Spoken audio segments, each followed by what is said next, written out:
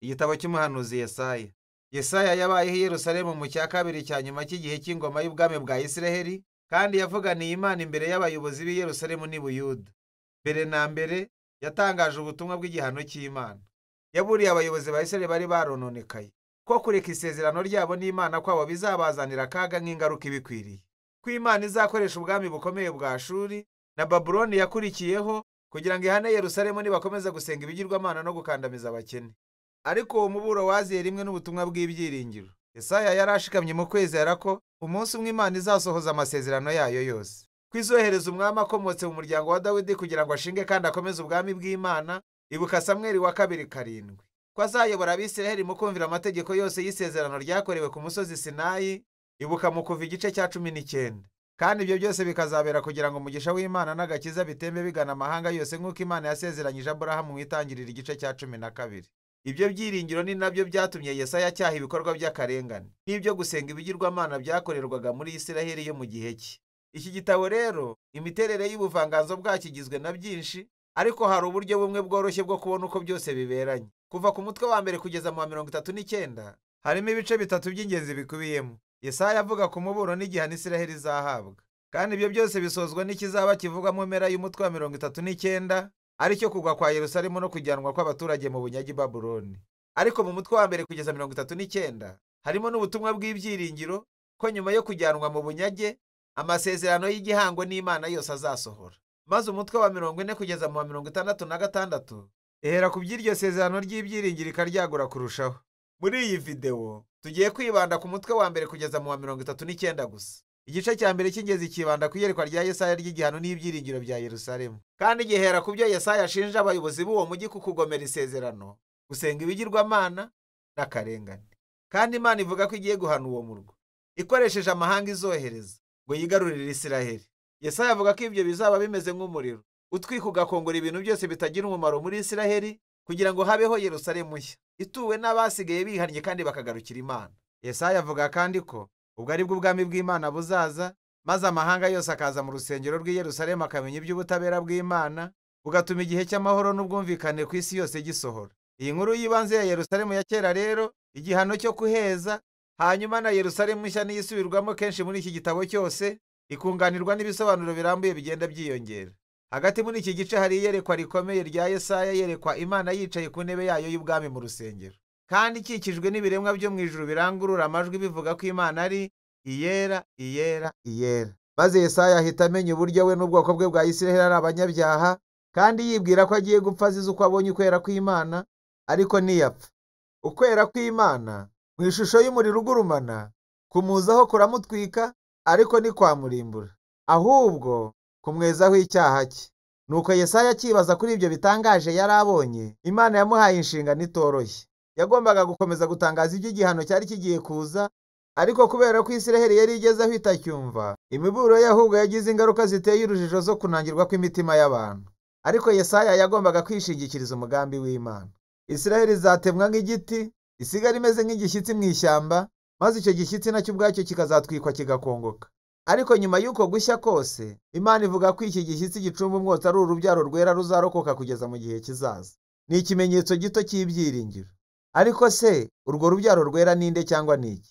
Ahakurikiraho iki gice haduha igisubizo. Yesaya yahangaye Ahazi wakomokaga kuri Dawidi akaba n'umwami w'i Yerusalemu, maze amubwira ko azatsindwa. Imana ivuga ko ubwami bukomeye bwa Ashuri ari bwo buzabanza gutsemba Isiraheli kandi bugasenya igihugu, ariko hari ibyiringiro kubera isezerano Imana yahaye Dawidi. Nyuma y'uko gusengwa, igiye kohereza umwami mushya witwa Imanueli, bisobanurwa ngo Imana iri kumwe natwe. Kandi ubwami bwa Imanueli buzabohora ubwoko bw'Imana kuva mu bwami bw'abanyarugomo kandi bakandamiza. Yesaya kandi asobanura ko uwo mwami uzaza nk'agashami gato gashya kazashibuka ku gishyitsi cya kera cy'umuryango wa Dawidi. Uwo mwami niwe mbuto yera ivugwa mu mutwe wa 6. Kandi uwo mwami azahabwa imbaraga n'umwuka w'Imana kugira ngo ategeke Yerusalemu nshya kandi aheshe abakene ubutabera, kandi amahanga yose azashakira ubuyobozi kuri uwo mwami wo mu buryo bwa Mesiya. Ubwami bwe buzahindura ibyaremwe byose, buzana amahoro. Nuko ushoje umutwe wa mbere kugeza mu wa 12 ubusobanukiwe neza ubutumwa bwa Yesaya bw'igihano n'ibyiringiro. Ariko se ibyo byose bizaba ryari? Yesaya nanone yeretswe ubundi bwami buzakurikira Ashuri, Babuloni, nabwo bwari kuzatera i Yerusalemu kandi bukaharimbura. Ibyo biratugeza ku gice gikurikira cy'iki gitabo. Icya mbere, dufitemo urwunge runini rw'imivugo ivuga ku by'igihano cy'Imana n'ibyiringiro ku mahanga. Tubwirwa mbere na mbere ku gusenyuka kwa Babuloni n'uko ibihugu bituranye na Isiraheli. Yesaya yabashije kubona mbere y'igihe k'umunsi umwe ubwami bw'isi bwa Ashuri buzasimburwa n'ubwami bwa Babuloni, ishyanga ririmbura kurushaho kandi ryirata. Ubundi kandi abami b'i Babuloni bihandagazaga bavuga ko bari hejuru y'izindi mana zose, nuko ibyo bituma Imana irahira ko izarimbura Babuloni. Kandi si Babuloni gusa. Yesaya akomeza atondekanya ibihugu byari bikikije Isiraheli, abishinja ko byose byanganyaga ubwibone n'akarengane, maze ahanura ko amaherezo bizarimbuka.